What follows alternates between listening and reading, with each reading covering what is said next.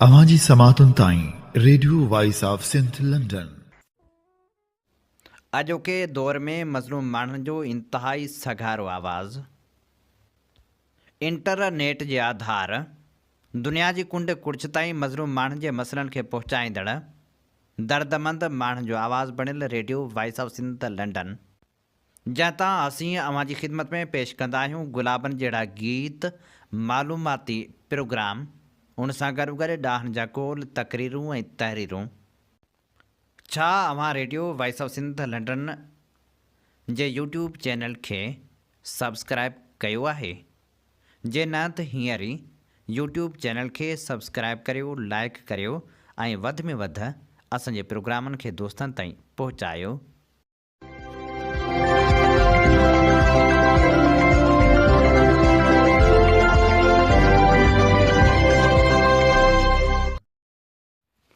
अवीं ॿुधी रहिया आहियो radio voice of Sindh London.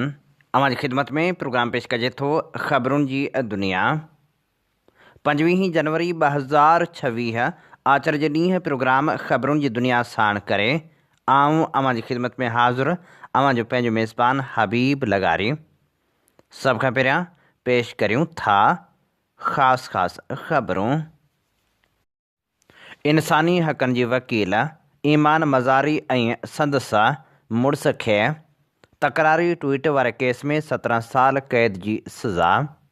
मुफ़्कर आज़म रहबर सिंध साईं जी एम सैद जी सालगिरह जे मौक़े ते दाख़िल केस में ताज जोयो, मुहब आज़ाद सारंग चोयो ऐं ॿियनि जी ज़मानत मंज़ूर।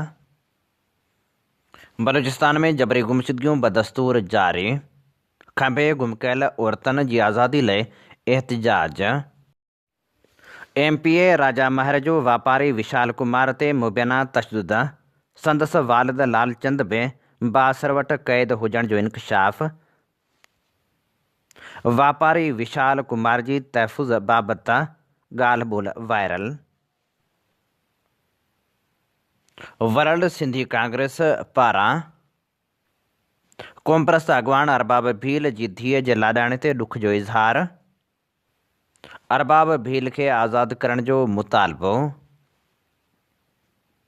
हाणे पेश करियूं था तफ़सीली ख़बरूं। इस्लामाबाद जी अदालत जबरी गुमशुदगियुनि वारनि केसनि जी पैरवी कंदड़ इंसानी हक़नि जी वकील ईमान मज़ारी ऐं संदसि मुड़ुस हादी अली खे तकरारी ट्वीट वारे केस में मजमूई तौरु 17 क़ैद जी सज़ा ॿुधाए छॾी आहे। अदालती फ़ैसिले मूजिबि ॿिन्ही पीका कानून जी भञकड़ी कई, जॾहिं त ॿिन्ही जे मथां मजमूई तौरु 90 लख रुपया ॾंड पिणु विधो वियो आहे। अदालती फ़ैसिले मूजिबि ईमान मज़ारी ऐं हादी ते इल्ज़ाम हो त उन्हनि न सिर्फ़ु रियासत मुख़ालिफ़ मवाद सोशल मीडिया ते अपलोड कयो, पर BLA, TTP ऐं PTM जहिड़ियुनि पाबंदी पियल तनज़ीमनि ऐं महारंग बलोच अली वज़ीर ऐं मंज़ूर पश्तीन जहिड़ियुनि शख़्सियतनि जे बयानीअ खे मुख़्तलिफ़ माण्हुनि ताईं पहुचायो। अदालती फ़ैसिले मूजिबि प्रोसिक्यूशन ईमान मज़ारी ऐं हादी जे ख़िलाफ़ इल्ज़ामनि खे साबित करण में कामयाबु वियो। पाकिस्तानी सोशल मीडिया ते ईमान मज़ारी ऐं संदसि मुड़ुस खे सज़ा वारे मामले ते सवाल उथारिया पिया वञनि। उन फ़ैसिले ते इतलात वारे वफ़ाक़ी वज़ीर अता तारड़ चयो आहे त जेको पोखींदो उहो कटींदो। हुन इन फ़ैसिले खे पीका जो पहिरियों सरकारी हतमी नतीजो क़रार ॾींदे चयो त अलाह खां डिॼणु घुरिजे। एंकर पर्सन आसमा शिराज़ी पंहिंजी हिकु पोस्ट में लिखियो त लॻे थो त समूरा केस सिर्फ़ु ईमान ऐं हादी ते ई लॻणा आहिनि। हिन शहर में फ़सादी आज़ादु आहिनि ऐं ईमान क़ैद आहे। जदीद क़ौम परस्ती जे बानी रहबरे सिंध साईं GM सैद जी सालगिरह मल्हाइण वारे ॾोह में दहशतगर्दी एक्ट तहत दाख़िल थियल FIR में सिंधियन नेशनल कांग्रेस जे मरकज़ी chief organiser advocate Mohab Azad, मरकज़ी deputy chief organiser Sarang Choyo, मरकज़ी ऑर्गेनाइज़र सोणी जोयो, जस्क मारिसर जो मरकज़ी जनरल सेक्रेटरी अब्दुल फताह चन्ना ऐं क़ौमी दानिश्वर ताज जोयो फर्स्ट एडिशनल सेशन जज इंचार्ज जी अदालत वटि पेश थिया। उन मौक़े ते सीनियर वकील अयाज़ तुनियो, एहसान खोसो, नवीद जरवार, शकील मकी, जावेद मेमण, शाहिद लतीफ़ मिठियाणवी, सरमद चांडियो, अमान लश्कर, नदीम रिंद, मसूद बुघियो, न्याज़ सुमरो, गुल मोहम्मद डाहिरी, आमिर मगरियो, एजाज़ हालेपोटो ऐं ॿिया वकील साथी केस में आर्ग्यूमेंट ॾिना, जंहिं ते जज 20,000 जे मचलक नेवज़ कची ज़मानत मंज़ूर करे वरिती, जॾहिं त समूरनि साथियुनि जी ज़मानत गुल सिंधी ऐं वहीद सिंधी खईं। सिंधियाणी तहरीक तरफ़ां सिंध में नियाणी सां थींदड़ मुनज़िम जिनसी तशदुद, इदारती ॾाढ, कारोकारी ऐं रियासती बेअसी ख़िलाफ़ प्रेस क्लब हैदराबाद आॾो अलामती बुख हड़ताल कई वई। बुख हड़ताल में सिंधियाणी तहरीक जी मरकज़ी सदर उमरा समो, जनरल सेक्रेटरी मारवी सिंधु, सुभानी डाहिरी, शाहीन राजपर, डॉक्टर आमना लाशारी ऐं ॿियनि अॻुवाणी कई। सिंधियाणी तहरीक जे अॻुवाणनि उमरा समो ऐं मारवी सिंधु मीडिया सां ॻाल्हाईंदे चयो त चोटारियूं ऐं ठुल जा वाक़िया रुॻो धार केस न आहिनि, उहे PP जी औरत दुश्मन हुक्मरानी जो नतीजो आहिनि। अॼु सिंध में न नियाणी महफ़ूज़ आहे, न माउ, न ग़रीब, न मर्द, न औरत, केर बि महफ़ूज़ न आहे। अॻुवाणनि जनवरी जे महीने में थींदड़ समूरनि वाक़िअनि जा तफ़सील बयानु कंदे चयो त सिंध में झंग जो कानून आहे। चोटारियूं में वॾेरे जे पुटु वज़ीर राजड़ 14 सालनि जी नियाणी शाद बानो मलाह सां ज़्यादती करे खेसि जिस्म ते ब्लेडनि सां चीरे इंसानियत खे लॼाईंदड़ वहशत कई आहे। ठुल वारे इलाइक़े में पुलिस एहलकारनि नियाणी आसिया खोसो सां थाणे जे हदनि अंदरि इज्तमाही ज़्यादती कई, जंहिं ते वारसनि खे धमकाए बयान तब्दील कराए विया। अकरी चौदगी में कारोकारी जे बहाने 12 ॿारनि जी माउ मसमात पीरांशर खे बेरहमी सां गोलियूं हणी क़तल कयो वियो ऐं बचाइण जी कोशिशि कंदड़ 6 नियाणियुनि खे ज़ख़्मी कयो वियो। कराची में पुलिस जेका मुहाफ़िज़ आहे उहा कातिल बणिजी वई आहे। शादमा टाउन में पुलिस इंस्पेक्टर तैमूर शेख पंहिंजी ज़ाल नाज़िया खे गोलियूं हणी क़तल कयो।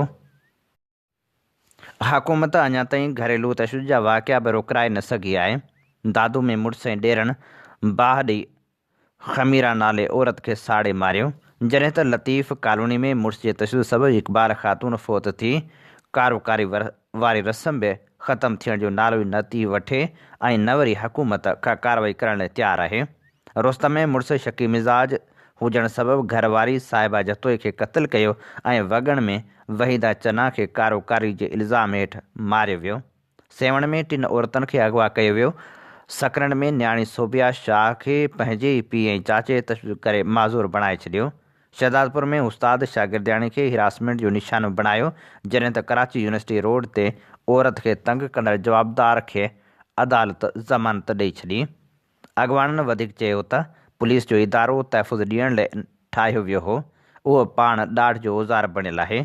चुटारियूं ऐं ठुल जा वाक़िआ साबित कनि था त पुलिस कानून जी निगहबान न पर ॾोहारियुनि जी साथी बणिजी चुकी आहे। एंटी रेप क्राइसिस सेल जेको नियाणी जे तहफ़ुज़ लाइ ठाहियो वियो हो मुकमिल तौरु ग़ैर फ़ाल आहे। कानून मौजूदु आहे, नोटिफिकेशन जारी आहिनि, पर अमली तौरु रियासत नियाणियुनि खे ग़ैर महफ़ूज़ थाणनि तशदुद ऐं जिनसी दरिंदनि जे हवाले करे छॾियो आहे। सिंधियाणी तहरीक जे अॻुवाणनि चयो त हीउ समाज हाणे कानून सां न ताक़त, प्रेशर ऐं दहशत सां हली रहियो आहे। हीअ रियासत इंसाफ़ सां न पर ॾोहारियुनि सां बीठल आहे। हीअ निज़ाम नियाणियुनि खे नथो बचाए सघे पर क़ुर्बानी जो ॿकरो बणाए थो। चुटारियूं ऐं ठुल केसर में मुलविस सभिनी पुलिस एहलकारनि ऐं 62 जवाबदारनि खे फ़ौरी तौरु गिरफ़्तार करे खेनि अदालतुनि में केस हलाया वञनि। आख़िरी चौदगी में क़तल थियल 12 ॿारनि जी माउ दादू जी ख़मीरा ऐं कराची जी नाज़िया समेत सभिनी मक़तूल औरतुनि जे वारसनि खे इंसाफ़ ॾिनो वञे। एंटी रेप क्राइसिस सेल जी नाकामी जो एहतसाब करे ज़िम्मेवारनि खे हटायो वञे ऐं मुतासिर नियाणियुनि खे रियासती तहफ़ुज़, इलाज ऐं नफ़्सियाती सहायता ॾिनी वञे। असां रियासत खे ॿुधाइणु चाहियूं था त जेकॾहिं कानून सिर्फ़ु किताबनि में रहंदो ऐं समाज में लाक़ानूनियत हुक्मरानी कंदी रहंदी त पोइ सिंध जूं औरतूं ऐं नियाणियूं ख़ामोश न रहंदियूं।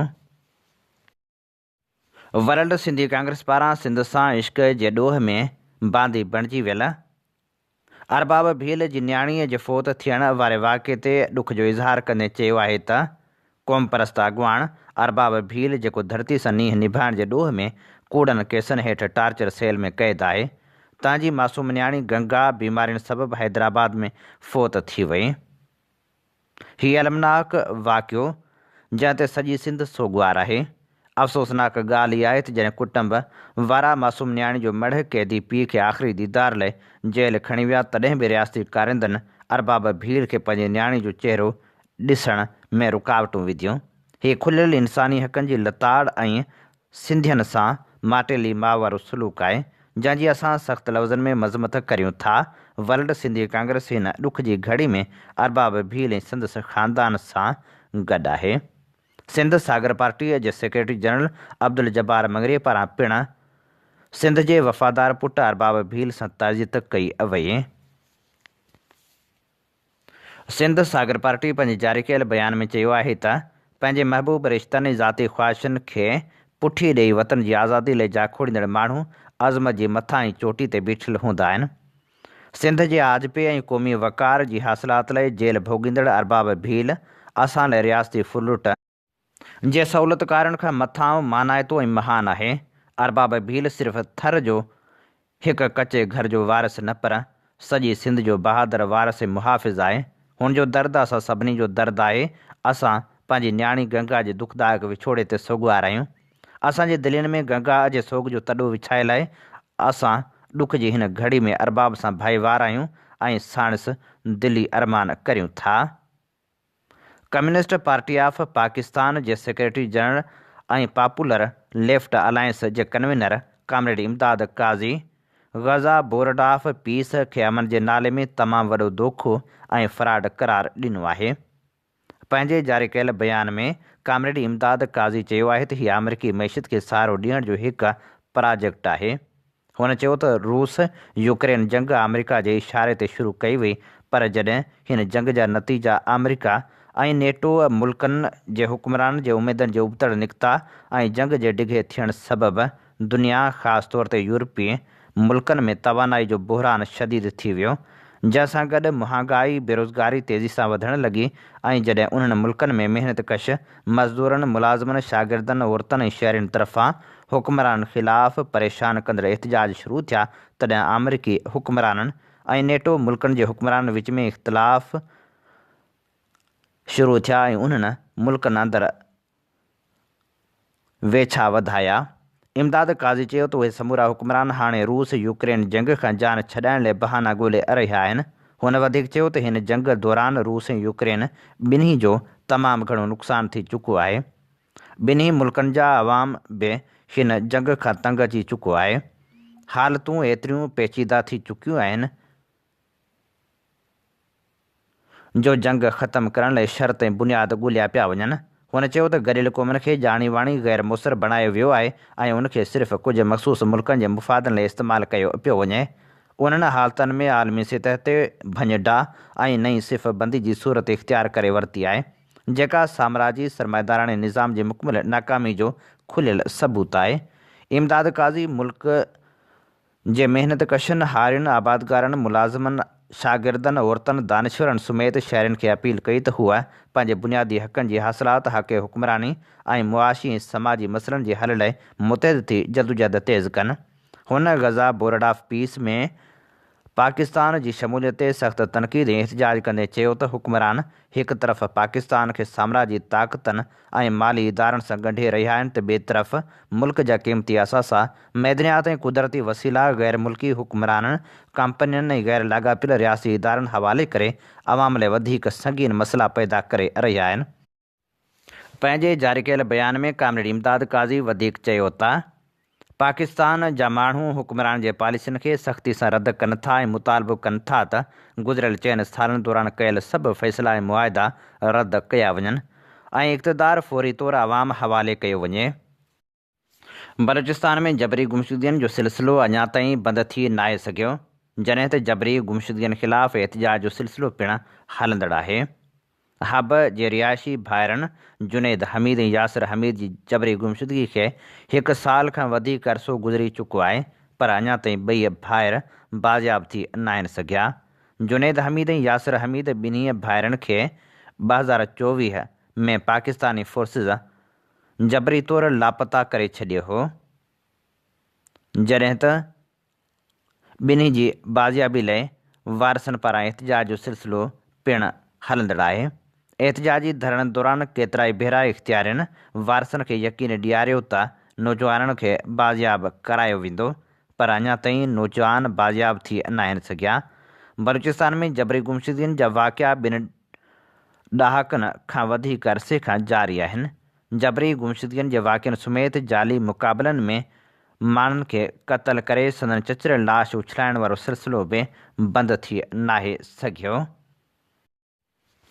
कोयटा मां जबरी तौरु लापता कयल मुफ़्ती ज़ुबैर जा वालिद पिणु मुश्किलातुनि खे मुंहुं ॾेई रहिया आहिनि। मुफ़्ती ज़ुबैर वल्द मुराद ख़ान जतक खे खुशदार वारे इलाइक़े सालेहाबाद मां जबरी तौरु लापता कयो वियो हो। 20 नवंबर 2025 ते लापता कयल मुफ़्ती ज़ुबैर अञा ताईं आज़ादु थी नाहे सघियो, जॾहिं त घर भाती परेशानी जो शिकार आहिनि, जिन इंसानी हक़नि जे कारकुननि सियासी समाजी तनज़ीमनि ऐं सिविल सोसाइटी खां अपील कई आहे त उहे ज़ुबैर जतक जी जल्द बाज़ियाबी लाइ किरदारु अदा कनि। कोयटा में शदीद सर्दी बावजूदि बलूचिस्तान मां जबरी गुमशुदगियुनि ख़िलाफ़ एहतिजाज जो सिलसिलो जारी आहे। Voice for Baloch missing persons पारां एहतिजाज कयो पियो वञे। काल्ह बि नसरुल्लाह बलोच जी अॻुवाणी में कोयटा प्रेस क्लब अॻियां एहतिजाज जारी रखियो वियो। उन मौक़े ते अॻुवाणनि चयो त जबरी गुमशुदगियुनि वारो सिलसिलो फ़ौरी तौरु बंदि कयो वञे। जबरी तौरु लापता कयल केतिरियूं औरतूं अञा ताईं आज़ादु थी न आहिनि सघियूं। जबरी गुमशुदगियुनि जो शिकार नसरीन बलोच, हानी बलोच, खैरुनिसा बलोच, फातिमा बलोच, फरीद बलोच ऐं मुजाहिद बलोच जे वारसनि पारां लसबेला प्रेस क्लब साम्हूं एहतिजाजी मुज़ाहिरो कयो वियो। उन मौक़े ते मुज़ाहिरीन ख़िताब कंदे चयो त औरतुनि खे जबरी गुमशुदगी जो निशानो बणाइण वारो अमल वारसनि खे ज़हनी अज़ियत में मुब्तला करे पियो। मुज़ाहिरीन जो चवणु हो त पाकिस्तानी फोर्सिस पारां पहिरियां असांजे नौजवाननि खे अदालत खां मथां क़दम खणी लापता कयो वियो। हाणे असांजे औरतुनि खे, जिन में घटि उमिरि जूं निगरियूं बि शामिल आहिनि, उन्हनि खे जबरी तौरु लापता कयो वियो आहे, जॾहिं त असांजो हामला औरतूं पिणु शामिल आहिनि। उन्हनि सुवालु उथारियो त आख़िर औरतुनि अहिड़ो कहिड़ो ॾोह कयो आहे जंहिंजे करे खेनि लापता कयो वियो आहे। जेकॾहिं उन्हनि ते को इल्ज़ाम आहे त मुल्क में अदालतूं मौजूदु आहिनि, उन्हनि खे अदालतुनि में पेश कयो वञे। उन्हनि जी जबरी गुमशुदगी इंसानी हक़नि जी संगीन ख़िलाफ़ वर्ज़ी आहे, हिकु ग़ैर क़ानूनी ऐं ग़ैर आइनी अमल आहे। अहिड़नि क़दमनि सां वाज़े थिए थो त औरतूं बेगुनाह आहिनि। हुननि मुतालबो कयो त इंसाफ़ फ़राहम कयो वञे ऐं ॿुधायो वञे त औरतूं किथे आहिनि ऐं कहिड़ी हालत में आहिनि। जेकॾहिं औरतुनि खे बाज़ियाब न करायो वियो त असां सख़्तु एहतिजाज करण ते मजबूर थी वेंदासीं। ख़ानपुर महर में ज़ुल्म जी इंतिहा। ख़ानपुर महर जो वापारी विशाल कुमार जो वालिद लालचंद बि PPMPA अली नवाज़ उर्फ़ राजा वटि यरगमाल PPMPA जे हक़ में बयानु ॾियण लाइ सख़्तु दबाव। विशाल कुमार जो वॉइस मैसेज वायरल थी वियो, जंहिंमें विशाल कुमार चयो आहे त मूंखे जी साईं, मूंखे ऐं मुंहिंजे वालिद साहब खे तहफ़ुज़ ॾिनो वञे। लालचंद नालो आहे मुंहिंजे वालिद साहब जो। मुंहिंजी फैमिली खे तहफ़ुज़ ॾिनो वञे। मूंखे जान जो बि ख़तरो आहे, मुंहिंजे फैमिली खे बि ख़तरो आहे जान जो। इन शख़्स खां मूंखे प्रेशराइज़ करनि था त तूं असांजे हक़ में बयानु ॾे। यादि रहे त पीपल्स पार्टी जे MPA सरदार राजा खान महर विशाल कुमार खे कपिड़नि खां आजो करे तज़लील जो निशानो बणायो हो, जंहिंसां अञा ताईं इंसाफ़ थी नाहे सघियो।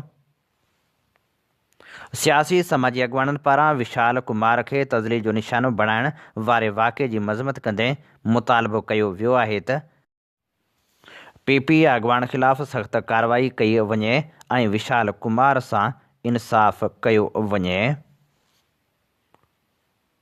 सिंध जे मुख़्तलिफ़ ज़िलनि में पुलिस तरफ़ां SUP अॻवान तोड़े कारकुननि जे घरनि ते बिला जवाज़ चढ़ाइनि गिरफ़्तारियुनि ख़िलाफ़ सिंध यूनाइटेड पार्टी ज़िले उभर जे चीफ ऑर्गेनाइज़र सतार डाहिरी, ख़लीक हकड़े, सतार गबोल प्रेस क्लब उभर कराची में प्रेस कॉन्फ्रेंस कंदे चयो आहे त 17 जनवरी ते सन में साईं GM सैद जी सालगिरह मल्हाइण तहरीक तहफ़ुज़ आइन पाकिस्तान पारां मुल्की इलेक्शन में अवामी मैंडेट चोरी करण ख़िलाफ़ 8 फरवरी ते हड़ताल जे ऐलान खां पोइ सिंध पुलिस क़ौमी कारकुननि ख़ासि तौर ते सिंध यूनाइटेड पार्टी जे अॻवाननि कारकुननि ख़िलाफ़ ऋण ॿारे ॾिनो आहे। ताज़ो नवाबशाह जे सदर डॉक्टर ज़ैन भुट्टो जे घर ते चढ़ाई करे तशद्दुद खेसि खंभे गुम कयो वियो आहे। दादू ज़िले जे सदर सिकंदर सोडर फलकशेर ओड जे घरनि ते बेगुनाह चढ़ायूं करे चादर ऐं चौदीवारी जो तक़दुस पायमाल कयो वियो आहे, जेका इंसानी हक़नि जी खुली भंजकड़ी आहे। सियासी मुखालफ़त जे बुनियाद ते इंतकामी कार्रवाइनि खां हरगिज़ नथा डिॼूं, उन्हनि खे बर्दाश्त न कंदासीं। असीं मुतालबो करियूं था त खंभे गुम कयल डॉक्टर ज़ैन भुट्टो खे आज़ादु करे पुलिस जे गैर कानूनी छापनि ऐं इंतकामी कार्रवाइनि खे फौरी तौर बंदि कयो वञे। जबरी गुम कयल तोड़े गिरफ़्तार कयल क़ौमी कारकुननि खे आज़ादु कयो वञे। ॿी सूरत में सिंध यूनाइटेड पार्टी पारां एहतजाज जो सिलसिलो वधायो वेंदो। सीनियर वकील ऐं सिंध बार काउंसिल जे अॻूणे मेंबर एडवोकेट मोहम्मद फ़हीम ज़िया बाज़ाब्ता तौर सिंध यूनाइटेड पार्टी में शमूलियत कई। उन सिलसिले में सिंध यूनाइटेड पार्टीअ जे मरकज़ी सदर ऐं सदर तहफ़ुज़ आइन पाकिस्तान जे वाइस चेयरमैन सैयद ज़ैन शाह सां संसद कराची वारी रिहाइशगाह ते मुलाक़ात थी। मुलाक़ात में मौजूदा सियासी, आइनी ऐं अदालती सूरतहाल ते ख़्यालनि जी ॾे वठ कई वई।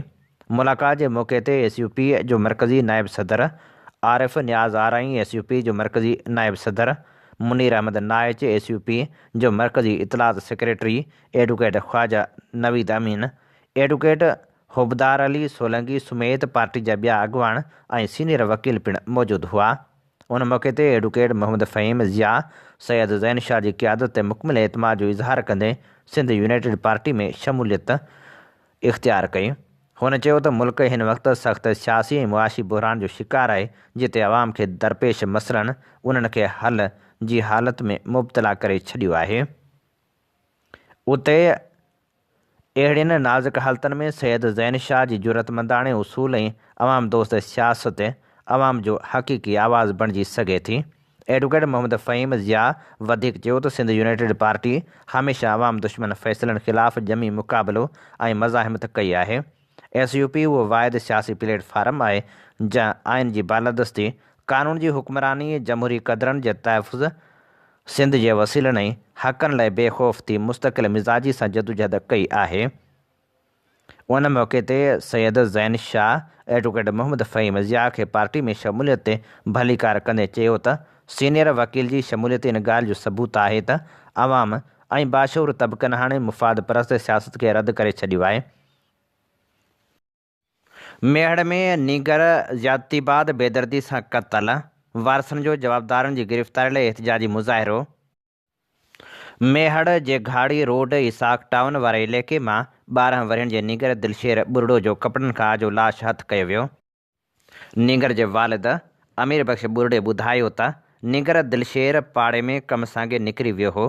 5 कलाकनि ताईं वापसि न मोटियो, जंहिंजी असां ॻोल्हा कई त नीगर दिलशेर बुरड़े जो कपड़नि खां आजो लाश घाड़ी रोड मां मिलियो। होॾांहुं मक़तूल नीगर जे वालिद अमीर बख़्श बुरड़ो जी फरियाद ते B सेक्शन थाणे ते जवाबदार अली असगर चाडियो मथां ज़्यादती बाद क़तल जो केस दाख़िल करायो वियो आहे। ज़्यादती बाद क़तल थियल नीगर दिलशाद बुरड़ो जे वारसनि गुल मोहम्मद बुरड़ो, शाहिल ख़ान, गाज़ी ख़ान ऐं ॿियनि जी अॻवानी में एहतजाजी मुज़ाहिरो पिणु कयो वियो।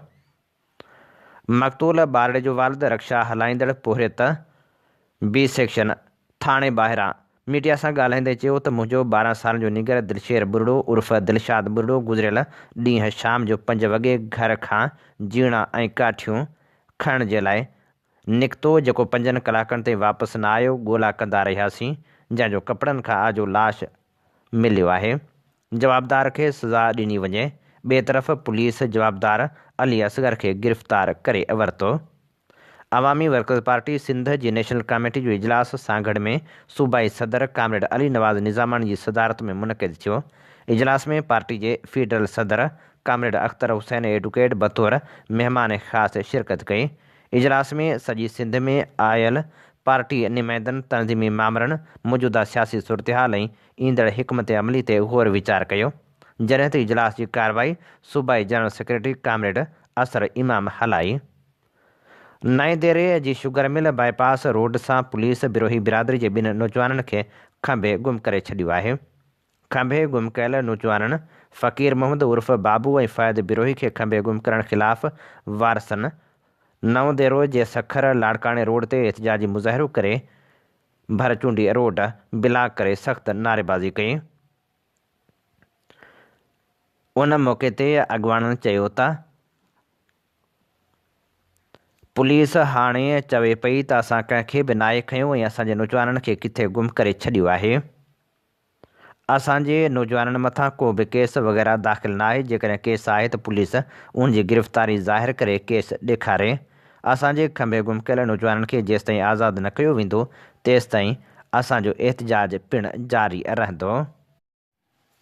नवाब वली मोहम्मद में सिंध यूनाइटेड पार्टी ज़िले सदर ज़ैन भुट्टो जी गिरफ़्तारी ख़िलाफ़ SUP पारां क़ौमी शाहरा खां रैली कढी नवाब वली मोहम्मद प्रेस क्लब आॾो एहतजाजी मुज़ाहिरो कयो वियो। उन मौक़े ते अॻवाननि सियाफ़ जे मरकज़ी सदर आकाश लाखे, मोहसिन राहू, खमीसो ख़ान भंड, रियाज़ काके पोटे, ख़ादम हुसैन उन्नड़, भाई ख़ान उमराणी, ज़ुहैब लाखो ऐं ॿिनि ॻाल्हाईंदे चयो त सिंध यूनाइटेड पार्टी ज़िले नवाबशाह जे सदर ज़ैन भुट्टो खे बिना जवाज़ बिना कंहिं वारंट जे घर में घिड़ी चादर ऐं चौदीवारी जो तक़दस पैमाल करे नवाबशाह पुलिस खंभे खणी वई आहे। तहरीक तहफ़ुज़ आइन पाकिस्तान पारां 8 फरवरी ते हुकूमत ख़िलाफ़ मुल्क गिर शटर बंदि ऐं फ़ीथा रोक हड़ताल जो सॾु ॾिनो वियो आहे। सिंध में ज़िम्मेवारी सिंध यूनाइटेड पार्टी खे ॾिनी वई आहे। हड़ताल खे नाकाम करण लाइ हुक्मरान धुर सिंध में SUP जे अॻवाननि ऐं कारकुननि जे घरनि ते चढ़ायूं करे खेनि गिरफ़्तार करे गुम करे पई। हुननि मुतालबो कयो त सिंध यूनाइटेड पार्टी ज़िले नवाबशाह जे सदर ज़ैन भुट्टो खे जल्द खां जल्द आज़ादु कयो वञे। ॿी सूरत में एहतजाज जे सिलसिले खे वधायो वेंदो। सिंध यूनाइटेड पार्टी तालके नवाबशाह जो हंगामी इजलास सिंध हाउस ताज कॉलोनी में तालके नवाबशाह जे नायब सदर यासर जमाली जी अॻवानी में थियो। तालके डिप्टी सेक्रेटरी वहीद मिठाणी, तालका information secretary Sajjad Maksi, municipal corporation जे अॻवान अफ़ज़ल मलाह ऐं दोस्त अली जमाली ऐं मेंबरनि शिरकत कई। जंहिंमें अॻवाननि फ़ैसिलो कयो त ज़िले नवाबशाह जे सदर डॉक्टर ज़ैन भुट्टो जी जबरी गुमशुदगी नवाबशाह पुलिस गर्दी ख़िलाफ़ तालके नवाबशाह में सख़्त एहतजाज कयो वेंदो। सेवण वासी 18 वरहनि जे नौजवान दिलशाद कोरेजो खे हैदराबाद जे कासमाबाद वारे इलाइक़े मां गुम कयो वियो आहे। जॾहिं त वारसनि पारां नौजवान जे अगवा जो शक ज़ाहिर कयो वियो आहे। वारसनि नेशनल प्रेस क्लब सेवण आॾो एहतजाजी मुज़ाहिरो करे नारेबाज़ी कई। उन मौक़े ते हुननि मुतालबो कयो त फ़ौरी तौर ते असांजे नीगर खे बाज़ियाब करायो वञे। ख़ानपुर महर भरिसां ॻोठ म्याणी महर वासिन मोहम्मद वरेल महर, गोसबख़्श महर, मोहम्मद उमर, माई नवाब ख़ातून ऐं ॿिनि सां गॾिजी पुलिस जे मुबैना ज़्यादतियुनि ख़िलाफ़ एहतजाजी मुज़ाहिरो कयो। उन मौक़े ते हुननि चयो त पुलिस असां ख़िलाफ़ बिना जवाज़ ऋण ॿारे ॾिनो आहे। पुलिस जूं कार्रवायूं बंदि करायूं वञनि। मदे जी भरिसां ॻोठ चननि जी वांढ में ॻोठाणनि पारां रोड रस्ता न हुजण ख़िलाफ़ एहतजाजी मुज़ाहिरो कयो वियो।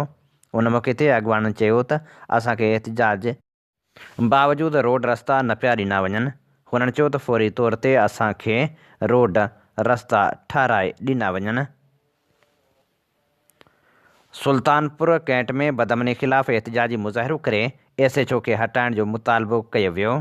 समाजी अॻवान जादल मंकी जी अॻवानी में इलाइक़े वासियुनि एहतजाजी मुज़ाहिरो करे सख़्त नारेबाज़ी कई। उन मौक़े ते अॻवाननि चयो त फ़ौरी तौर ते इलाइक़े में अमन करायो वञे। झंडे मरी में महांगाई ख़िलाफ़ रहवासी रोडनि ते निकिरी आया। झंडे मरी में महांगाई ख़िलाफ़ गुलाब मरी ऐं ॿिनि जी अॻवानी में एहतजाजी मुज़ाहिरो करे सख़्त नारेबाज़ी कई वई। हीअ असीं अवां जी ख़िदमत में पेश करे रहिया हुआसीं ख़बरूं। इन ते ई प्रोग्राम ख़बरुनि जी दुनिया जो वक़्तु पुॼाणी ते पहुचे थो। पंहिंजे मेज़बान हबीब लगारी खे ॾींदा इजाज़त। जॾहिं पेर तेॾहिं ख़ैरु। अवां जी समातुनि ताईं radio voice of Sindh London.